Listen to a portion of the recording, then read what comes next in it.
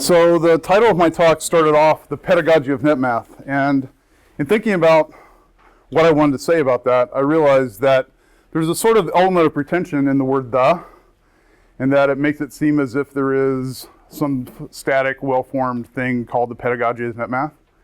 So the very first thing I'm going to do is change it to the Pedagogy and NetMath, and because I like subtitles, I called it There and Back Again, a Blank Tale.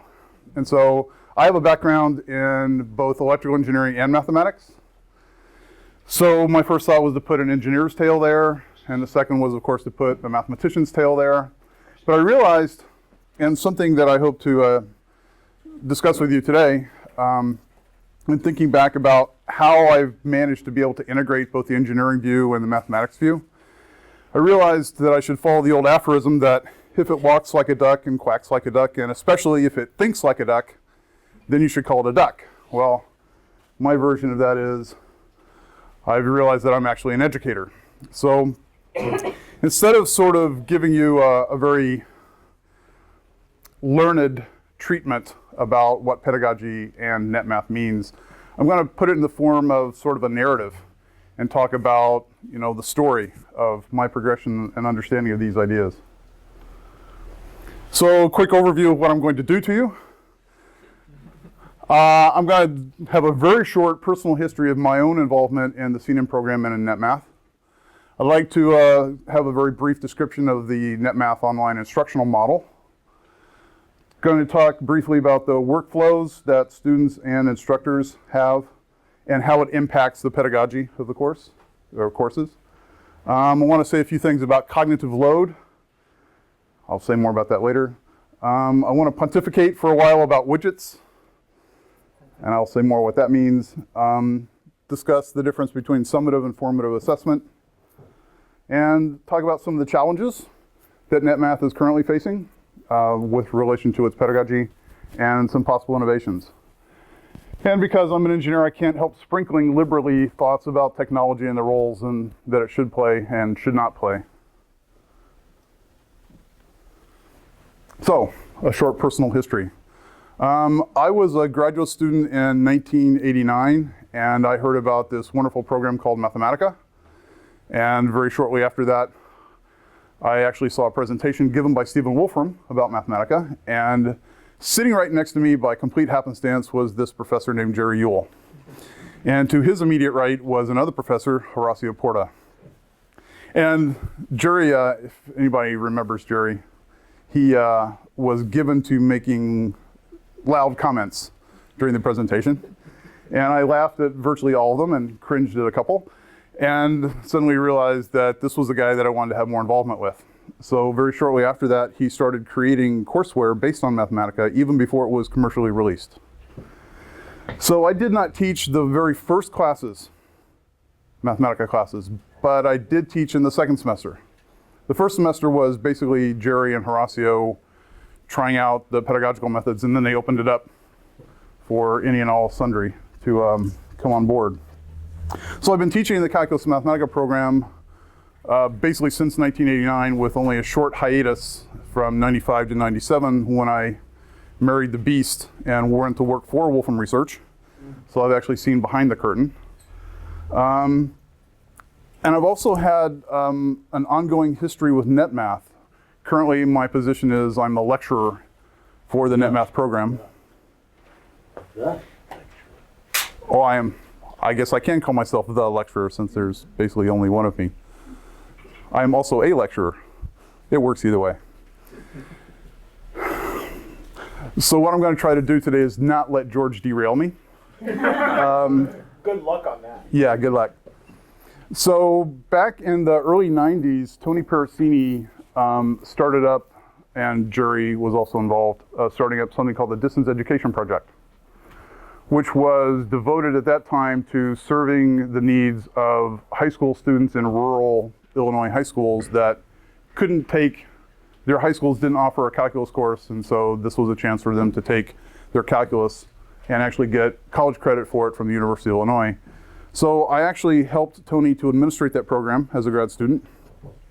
And of course it was successful and started to grow, and it was slightly after that when Deborah Woods was hired to take over the directorship of the distance education project, and then along about 96 or 7, it morphed into the NetMath project. So I have a history with online instruction, except in the early days it wasn't online. We used to mail discs back and forth through the mail. Students would do their homework and mail it in, and it was really clunky, but somehow it worked. And so we were always looking for better technologies to streamline that entire process. And that was one of the important things that happens in a NetMath program, is that we're constantly on the lookout for new technologies, always with an eye toward using it to help students learn mathematics. So I haven't really had I haven't been in the middle of NetMath since the early days, and so I'm sort of happy. That's why it's a there and back again tale. I've come sort of full circle and have joined NetMath to try to continue the work. So there are basically 3 parts of the NetMath online instructional model. Is this large enough? I don't really intend you to read it. I just want to have something for you to look at in case I get totally boring. Pictures. Pardon? Then we should have pictures. Well, we will have pictures. Just pace yourself, George. So there are 3 aspects to it. One is the courseware that is designed to help students learn mathematics through exploration, dynamic visualization, and I'll give you an example of that in just a minute. This is basically the courseware that Jerry Horacio and Bill Davis created.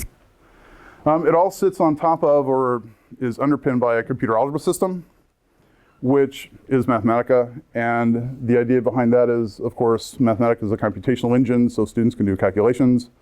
They can also, and here's one of the key reasons why Mathematica was adopted, everything goes on inside a single notebook. You can put in text and graphics and calculations all inside an integrated environment. And that was a really key element. That's what drove the adoption of Mathematica. Otherwise, I mean, we experimented with Maple early on and decided it wasn't suitable primarily because of that reason. You couldn't do everything inside a single document. And of course, a learning management system to try to help with the administration of a course in terms of students and instructors communicating, handing in their homeworks, getting feedback from instructors and mentors, etc. So those are the 3 things that form the parts of the online instructional model. So in terms of the workflow, I just want to say a few things about the workflow as it currently exists. Students currently, when they take, and I should also mention, I'm going to restrict my remarks to the Mathematica-based courses. NetMath does have other types of instructional models, but I'm going to talk about the things that I understand, or I should say I'm least incompetent at. For students, students face a lot of hurdles in taking a NetMath course. One of them is, of course, that they have to download and install Mathematica, and there's a world of hurt associated with getting that up and running. They have to go off and buy the courseware or download the courseware, and then they have to figure out how those 2 things work together. And it's hard enough for students on campus to do this, but students at a distance face some special hurdles.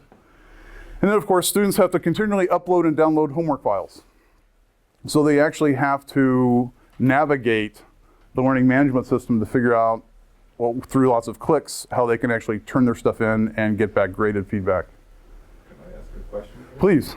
When we have students on campus taking C&M courses, they pay, what, $25 to get them involved in this, I'm sure. Some very reasonable fee for getting. For Mathematica, yeah. What do NetMath students who aren't on campus pay for Mathematica? That must be The same. I see. They're folded into the site license. United States. I see. So once they're enrolled in the U.S., they're entitled. That's fantastic. Now, if they're not in the United States, our license does not apply. So they have to buy the. They can just use SSH tunneling and pretend they're. This is actually an issue because we have Okay, students in Afghanistan and India. Right. I see. Well, we. And I'm finding it difficult enough to take on my local problems without trying to tackle the problems of the world. So. That's one of the. Basically, for instructors and mentors, they also have to continually upload. Actually, they do the opposite. They download and grade things and then upload it. And they have to try to maintain communication with their students primarily through text-based forms in terms of email, chats, and forums. And I emphasize that it's text-based because I'm going to show you later some possible innovations to increase the structure of the communications between instructors and students. The cognitive loads, and this actually has a serious impact on the pedagogy. There are 3 types, and I should say it's from the Wikipedia article, although that was supposed to be much smaller. I'm going to cure that right now. There we go. There we go. That's the appropriate size. So this is taken from Wikipedia article on cognitive load, although you can find tons of articles about it. So there are basically 3 types of cognitive load. There's intrinsic, and intrinsic load is basically related to the natural level of difficulty of a course. So my quick and dirty 2 + 2 has an intrinsically different load in a course versus teaching differential equations. It's sort of like the nature of the subject itself and sort of determines that type of cognitive load. And of course, an instructor can impact that by various means, namely by controlling the level. And George has a question. But doesn't that also depend on the cognitive level of the loaded? 2 + 2 might be very difficult for a 1-year-old, and differential equations should be trivial for an engineer. Yes, but the intrinsic level of difficulty itself, if you can define such a thing, is what's being addressed. Certainly that's an extremely important issue. I'm talking about students and how prepared they are to take a particular class is certainly also relevant. But that would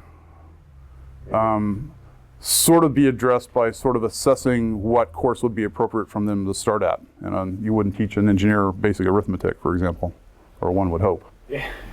So anyway, it's very difficult for an instructor to modify the intrinsic load of a course. They can sort of try to give overviews or elementary treatments of a subject, but there's sort of an intrinsic level that you can't really modify very much. That's sort of like static in a sense. But it's still important for purposes of learners to understand that there is an intrinsic load.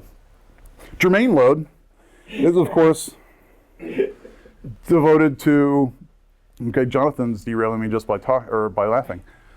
Germane load is the sort of like the optimal load in terms of it's devoted to the processing, the acquisition of knowledge, the building of knowledge structures. Schemas, of course, is a fancy word that basically says the organized patterns of thought and the forms, etc. And in some sense, this is the type of load that you would like to maximize or maximally support, because this is the thing where the actual, from an instructor's point of view, this is the actual place where students learn what you have or what you're trying to tell them. Extraneous load is basically the one thing that's most under an instructor's control. It's the load generated by the manner in which information is presented. So for example, if I wanted to define a square, I could do so orally. I could describe a square. But I could also present a square as a picture. And I could combine the two. So the extraneous load is basically related to the efficiencies of using different mediums and modes. And this is one that, in some sense, the load generated by this is what optimally you would like to minimize in terms of load on the student in acquiring. What do you got, George? I was at a conference recently in which Jerry Yule was quoted. Someone said, "This is MSM." Mindless symbol manipulation. Mindless symbol manipulation.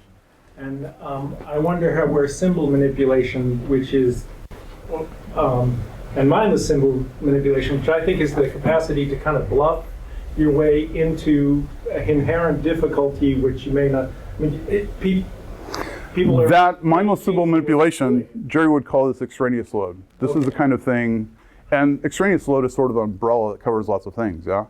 But mindless symbol manipulation is a method of presenting information, and that is under the instructor's control. And trying to minimize the mindlessness aspect of it is what I meant by trying to minimize the extraneous load. Those extraneous, it's not necessary. It's something you should throw overboard, right? And sometimes in talking with lots of educators, I found that there's not a lot of, and I've gone to, uncountable in that I can't count them, numbers of conferences, talks, I've given talks, I've helped give workshops. I've never really heard anybody discuss the kinds of cognitive loads that we place on students, and implicitly by the way we present information.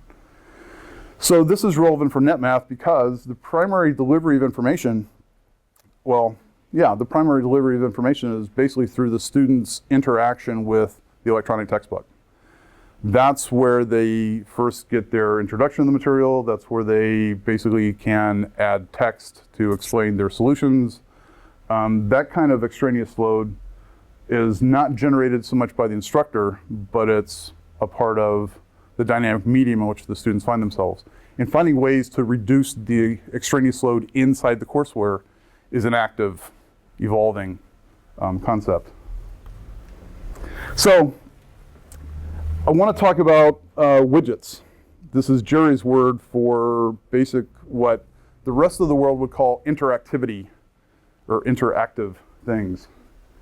And so a widget is basically, and I have an example, hopefully it will run. So this is a widget. This is a widget that I created. This is from a Calc 3 course. So you see on the left a surface and a plane cutting it. And the z-coordinate of the plane is given by this slider. And on the right, you see the contours. All right, so it's a contour plot. And so the things in dark purple are the contours that this particular plane cuts through the surface at. And in fact, this is really widgety, and then I can take a look at things, and you can sort of reproduce, or you can see where the plane cuts the surface that's reproduced in the purple contours on the left. And of course, you can do silly things like increase the z-coordinate, and you can decrease the z-coordinate. So this is what a standard textbook publisher would call interactive. I can interact with it. I can move things around. And Jerry, in particular, was vehemently against widgets for many reasons, not the least of which is typically it's used at the start of a student's learning a particular concept. They'll present them with a widget, and there'll be some text, et cetera, explanations. Move this slider around, et cetera. The problem with that is that you're basically giving students access to something that they don't really know what they're looking at. They can move the slider, they can see things happen, but they can't really make connections easily. It also, you'll notice that I can move this slider up and down, but I can't ever make a mistake with it. I can't make a mistake. It's been designed so that it never ever throws an error. It never ever burps at me or complains, et cetera. And I found that, and I'm hoping this is not controversial, but the primary way that people learn is through trial and error. They have to try something, they have to make mistakes, they have to try something different, again make mistakes, hopefully combined with some reflective process about why they're making the mistakes. And then over time, they start building up a knowledge base or constructing the mathematics internally. And so it's not that I'm vehemently against widgets at all. I just don't think that the place where they are introduced is appropriate.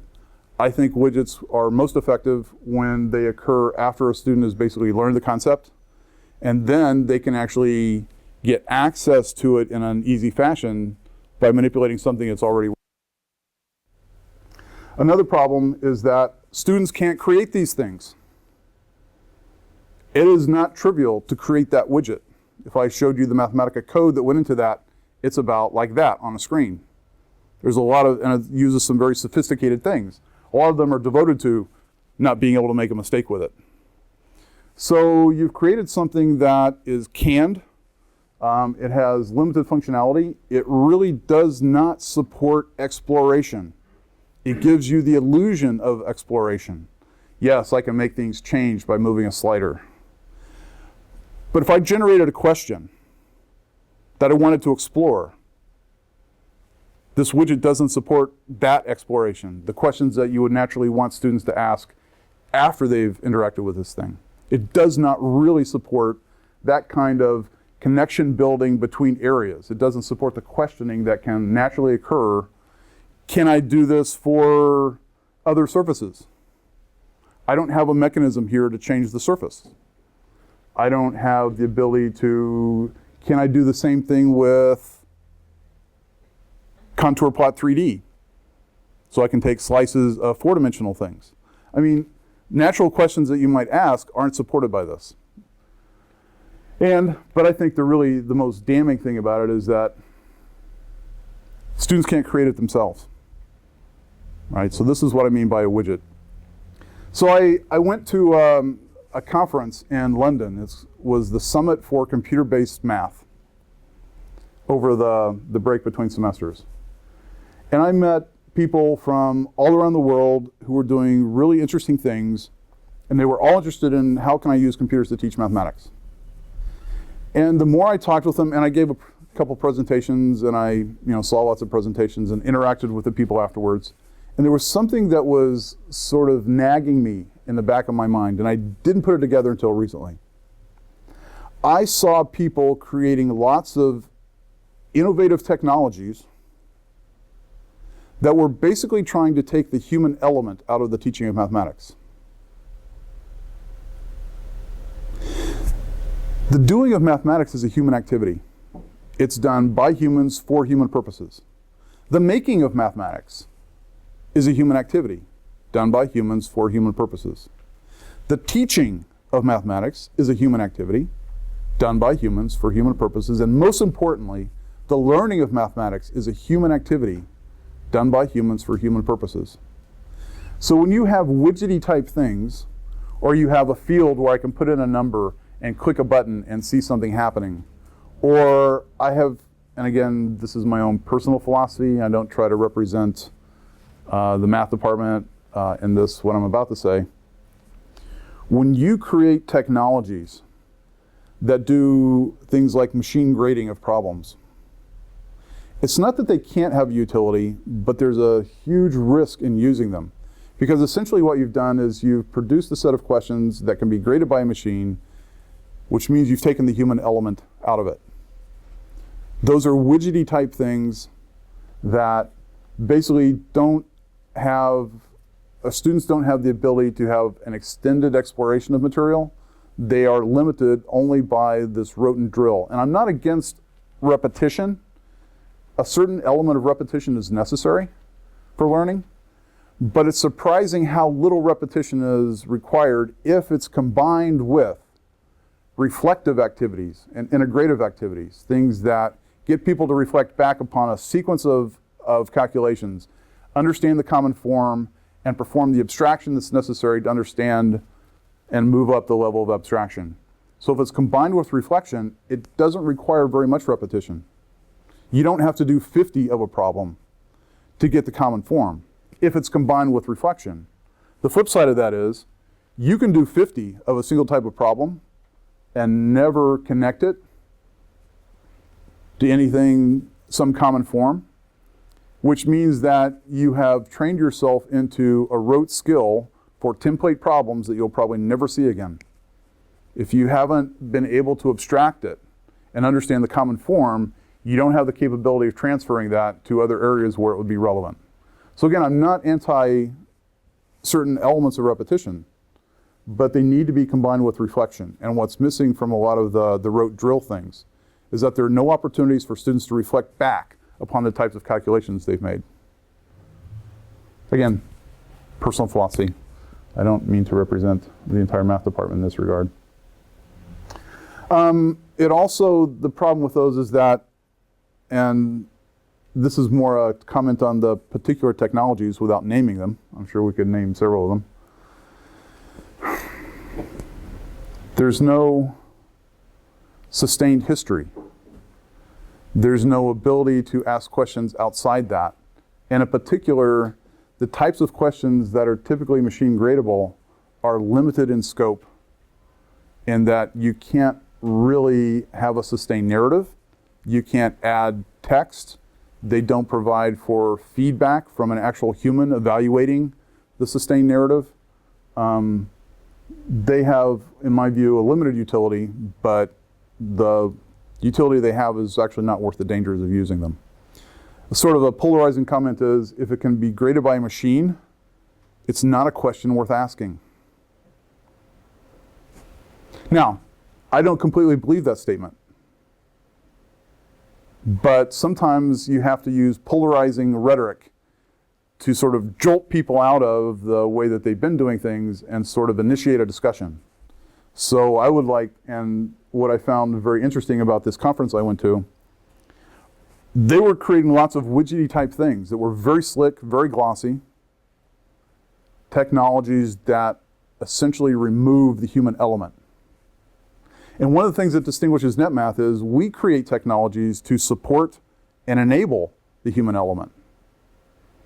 We have courseware based on a computer algebra system that allows students to put in text, to create a sustained narrative, to exhibit a solution process. So it is not just about getting an answer, but actually communicating the ideas inherent, making connections. And in fact, over the last 20 years, I've actually taught in a mixture of formats. Yes, I've taught in the Calculus of Mathematica, everything from Calc 1, 2, and 3, differential equations, linear algebra, probability statistics. I've also taught the standard lecture discussion courses in all of those except linear algebra. The algebraists won't let me. So, but I've taught all the standard lecture discussion courses. And there are two things that I've noticed, two big differences that I'd like to share with you. One, in a lecture discussion course, I have never been asked a question that I couldn't have anticipated ahead of time. It's almost always, is that a plus or a minus sign that you just wrote on the board? Or, how do you do problem 3? Those are the types of questions, and I can anticipate those. So I'm almost never surprised in a lecture discussion course.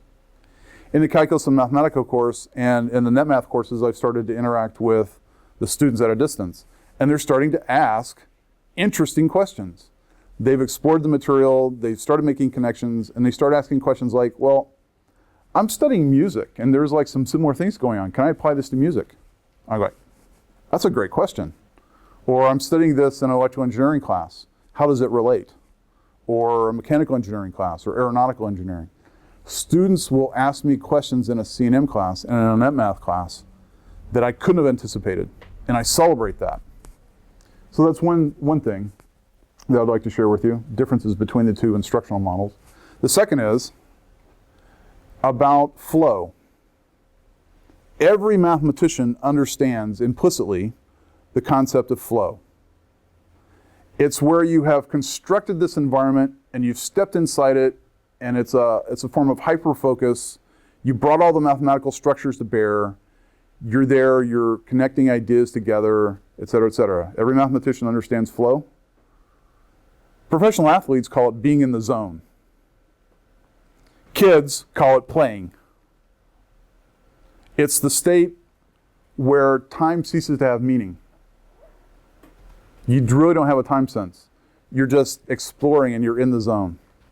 In a lecture discussion class in over 20 years, I have never, ever seen a student in flow. In a C&M class, I see flow all the time. I see students, they're focused, they don't, in fact, they're always surprised by how quickly the class goes. They don't watch the clock. They get up and go, I just sat down and you're telling me it's time to go? I see flow regularly. And one of the things that I'm interested in is trying to figure out if we can understand if our students at a distance are experiencing flow and ways to promote that at a distance. I understand very well how it happens on campus, but it's a challenge for me to try to get a handle on that at a distance. By the way, flow is the optimal learning state. It is the place where you have loaded your brain to easily make connections between ideas. So the promotion of it or the inhibition of it is something that is a strong element of the pedagogy, no matter what the format. So I'd like to talk a little bit about summative versus formative assessment. I shouldn't say versus, they're not really opposites, but they are different. Summative is more or less informally meant to be students do things and then you provide feedback to them. So they make mistakes and you provide feedback. And I like to call it nudges. You give them a little nudge, things to think about, let them go off and do it again. They do it and they keep doing that process over and over again until basically they have constructed the knowledge for themselves. So it can have a formal or an informal aspect to it, but the idea is not to attach a number to it. It is not to provide evaluation or judgment about the performance. It's meant to provide feedback on how well they're doing.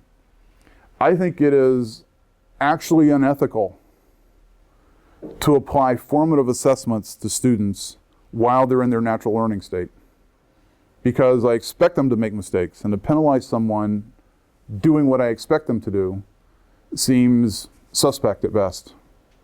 While they're learning, I expect them to make lots of mistakes, and the one value that the computer provides, it allows them to make mistakes faster.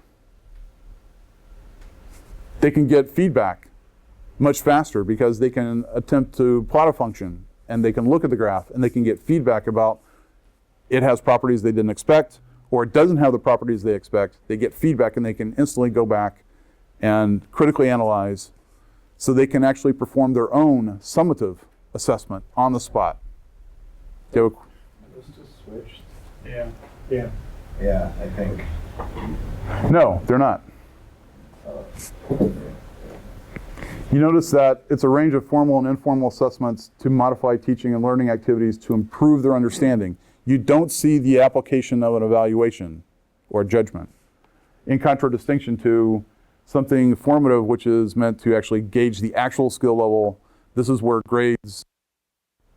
I think they're the other way. Yeah. It's just that the words are switched around. The words are That formative is meaning.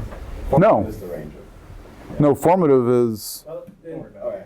oh, you're right. You should have quoted Humphrey Dumpty here. Pardon? You should have quoted Humphrey Dumpty, the meaning of the word glory. You Oh, are the master. but in this case, I screwed up. Switch, feel free. Hey, I'm in my natural learning state. So I've gotten some feedback, and now I will switch those two. Yes, formative is meant to help form, and summative is to sum up or to gauge. Don't try to understand such educational terms. They do not define themselves. Nonetheless, if you're going to talk with a wide range of educators, having a common vocabulary is helpful. So, in the interest of time, I'm going to keep moving along. Some of the challenges that NetMath faces. The courseware and the computer algebra system are integrated in that the courseware is written in Mathematica, so there is an integration at that level. But it's not well integrated into the learning management system. Students still have to manage file structures. They have to use different tools in order to communicate. So there's sort of still a fragmentation. The courseware itself needs to be updated. It has sort of assumed a static form, primarily due to the original authors are no longer with us. And there aren't really any viable alternatives to it, and so the courseware needs serious updating. I'm exposing all the skeletons in our closet with the hope that you'll give me a small grace period to clean them up. The mentor infrastructure. One of the things that surprised the people at the summit in London was the fact that we actually use people to give actual feedback to student work. Instead of having technologies to do machine-graded type things, we actually have a human infrastructure, technologies used to enable and support, not to remove the human element. The assessment in NetMath is still largely summative. I can learn. Here we go. And that homeworks are downloaded by instructors or mentors or graders. They are graded and assigned a number or score, and then they're returned back to the student, and there's no opportunity for feedback or to revise. Simply, more than anything else, it's because that is such a pain to manage the learning management system. The overhead and doing that really doesn't support the ability to perform summative formative assessment. I've got this weird, it's opposite day, so everything I say, There are conversations between the mentors and the students all the time, right? yes. When I say assessment in this form is the grade of their actual work, but you make a good point that, There's formative assessment going on all the time in the conversation yes, that are taking place. I agree, and I should have mentioned that. We do have, in fact, this is one of the benefits of our human infrastructure. The mentors do provide that human element, but it's not well integrated with the types of activities they're doing in their homeworks. That's still, I'm going to get it right this time, summative, right? There's no opportunity for feedback. And one of the problems with that is, of course, if you do homework 1 and you get an 80%, and you're allowed to go on and you do homework 2 and you get an 80%, and every homework after that is 80%, just by arithmetic you would think that they were operating at the 80% level. But the problem is that math is cumulative, and that 80% on each homework means their actual understanding is converging towards 0.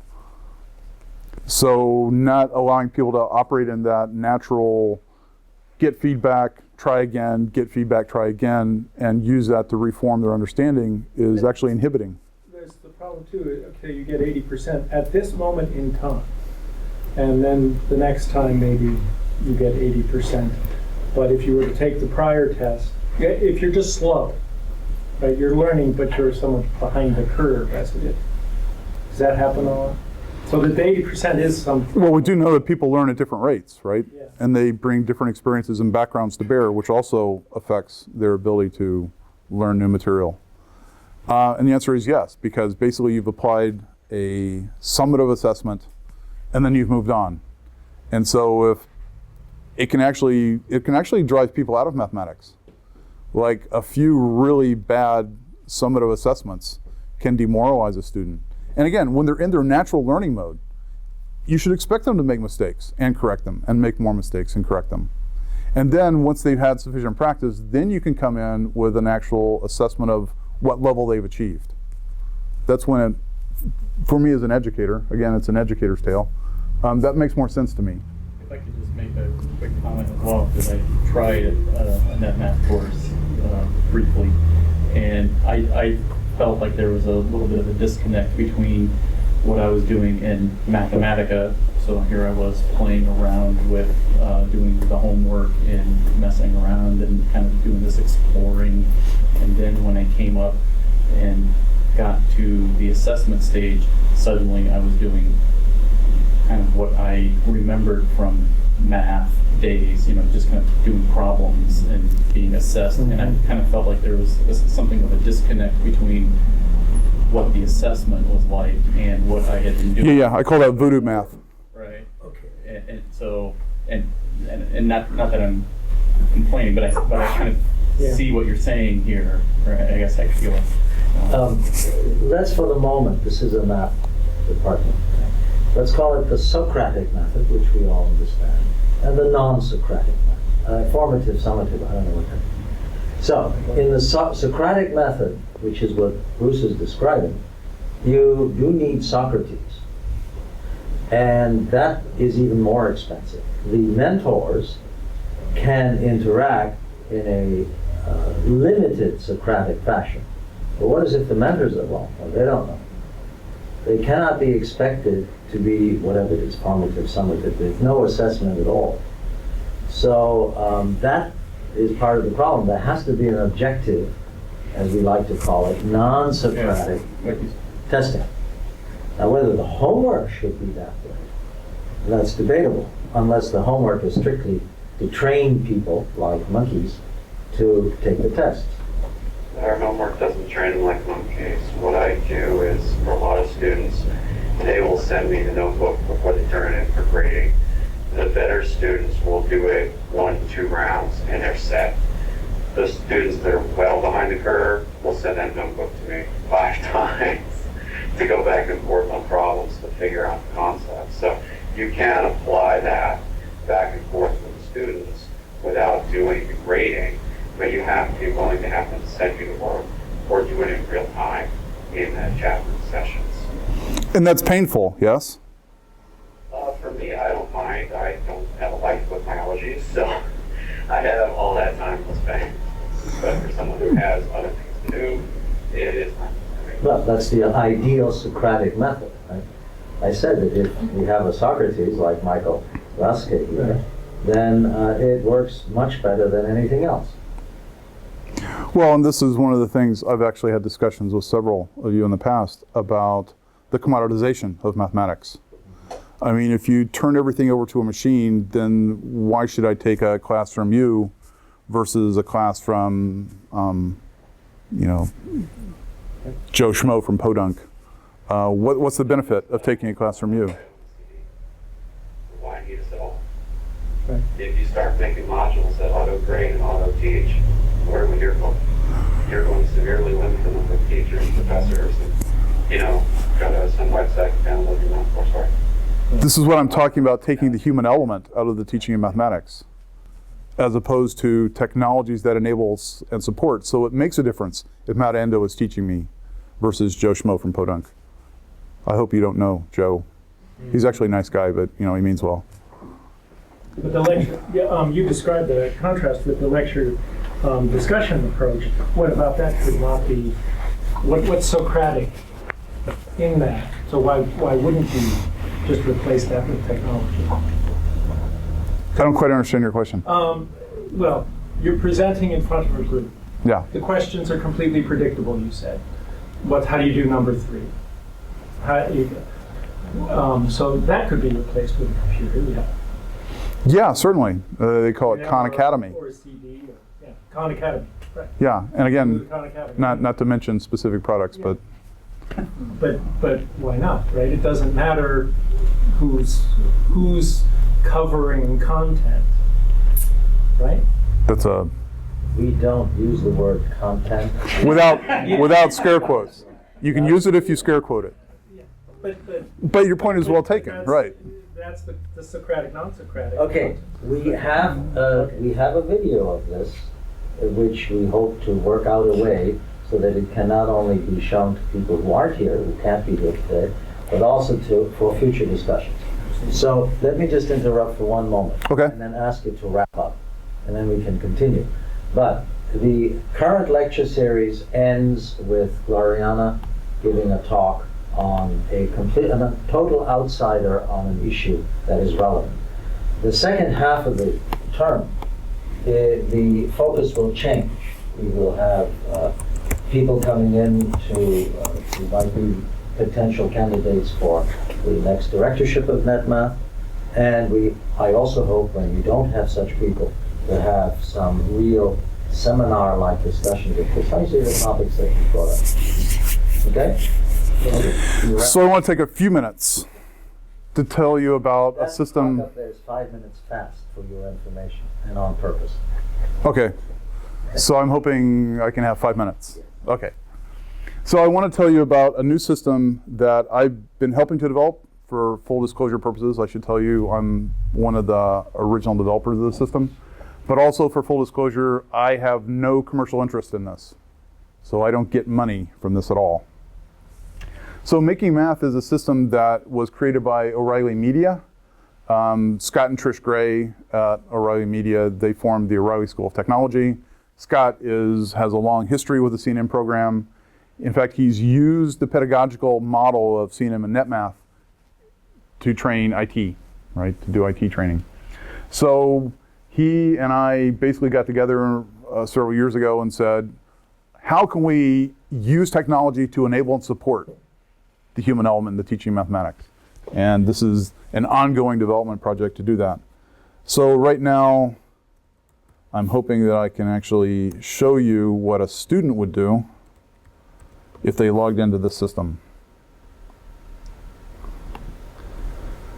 So students get a login, and here's what they see. This is a learning management system that actually fully integrates all the activities and administration workflow for the learning management. It also has the courseware or content, I'm scare coding George, built in. And those of you familiar with a calculus mathematical lesson can recognize basics, tutorials, and try-its. This also has a web-based interface to Mathematica. So we've completely eliminated the need to download Mathematica. They don't have to go off and get courseware. They do not have to manage files. Once they've logged in, they can immediately get up and running. So you'll see these icons on the left. Some of them are smiley, some of them are eyes. These are homeworks that have been handed in and turned back. And in the course of grading it, if everything in it is correct, everything is well explained, the answers are correct, it gets handed back with a smiley. If there are things in there that the students need to take a look at again, it comes back with an eye. And that is an indication that they should go back in, respond to the comments that are made by the grader, and hand it in again.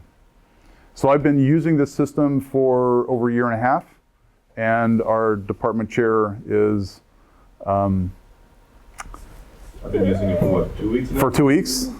And so you may or may not get, the same evaluation. Math heads on, as an icon? No, not currently. So anyway, they open up a try it. And in the current NetMath model, an assignment has several different types of problems. So students have to complete all those. It takes typically a week or more to do a particular try it. They hand it in, it gets graded once and handed back, and then they move on. But with this system, we can actually break it up so that problems are now smaller. There's less of them. They're more compact. They can be done much quicker, handed in, handed back much quicker. This is actually Mathematica interface, so you can do calculations. You can do crazy things like 3 times 444 factorial. So you can do all kinds of crazy calculations. I also expect students to put in text cells so they can create text to actually document and sustain their solution process. There's also a new type of cell called a solution cell, which is basically a summary of Polya's how to solve it method. So it's an indication for larger problems, there should be an extended solution process that has text and calculations, etc. They can do and produce graphics, etc. When they're done working in a session, they can either save it, and then they can close the browser and go away and come back later, log in, and they can be up and working again. Or they can hand it in. So I'll say, yes, I want to hand it in. And when it gets handed in, it comes back with an icon that says it's been handed in. So as an instructor, I can go in and pull this up, put in my comments, send it back to the students. So the workflow process is much ironed out. There's no management of files at all. And they can basically, anywhere they go, if they have access to a web browser, they can work on their course.